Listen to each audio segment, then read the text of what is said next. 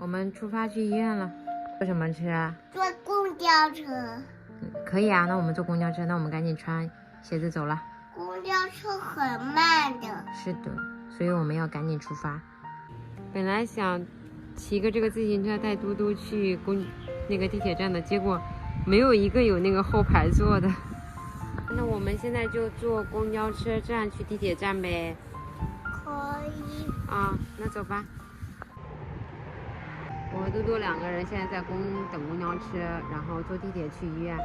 嘟嘟是从上周4就开始咳嗽，上周6呢，我们去医院，医生给开了2天雾化，开了一个止咳的药，吃到现在呢，他还是咳嗽。今天呢，阿姨来的时候跟我说，她说她外甥也是因为咳嗽，然后结果就住院了，现在已经是肺炎了确诊。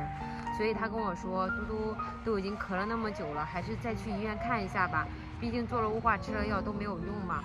所以吓得我就赶紧给她挂了一个下午的号。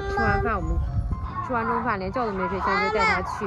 反正我也觉得有可能是跟我们小区的小朋友一起玩，因为他们这一波人都是一样的症状，鼻塞、流涕、咳嗽，然后一直都没有好，可能就是快好的时候大家一玩又相互交叉感染了。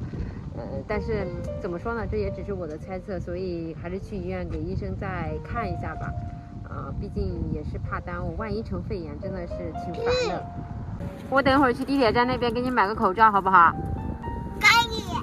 对，我们去医院要戴口罩，不然就交叉感染了啊！在尝，我在尝，你那是椰吗？这样子才是。你那是1，在这终于来了。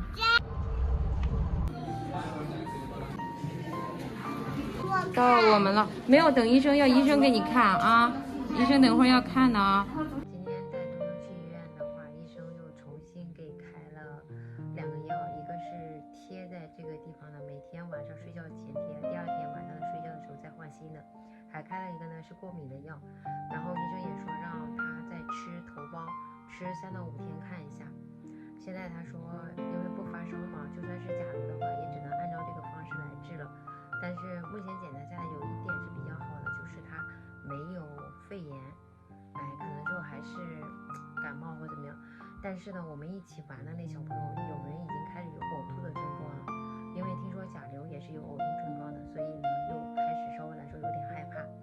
我还好，之前因为嘟嘟得过1次甲流嘛，我家里备的有那个奥司他韦，还没有过期，备的有3盒。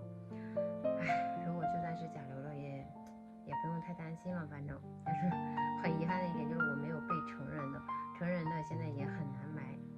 现在只能说希望不是吧，就单纯的感冒。今天我看他晚上就是反正今天晚上看着就感觉好很多了，咳嗽也少很多，鼻涕呢也少了很多，但是鼻涕现在又变成了清鼻涕，他之前一直是黄绿鼻涕。也不知道是不是快好了，已经10几天了。真的很怕就是咳着或者是其他的症状导致他有肺炎。但是医生跟我说，你放心吧，单纯的咳嗽是不会有肺炎的，有肺炎的话还是因为他有其他的炎症，所以说咳嗽的话也不用太过于担心。希望快点好吧。先到这里吧，拜拜。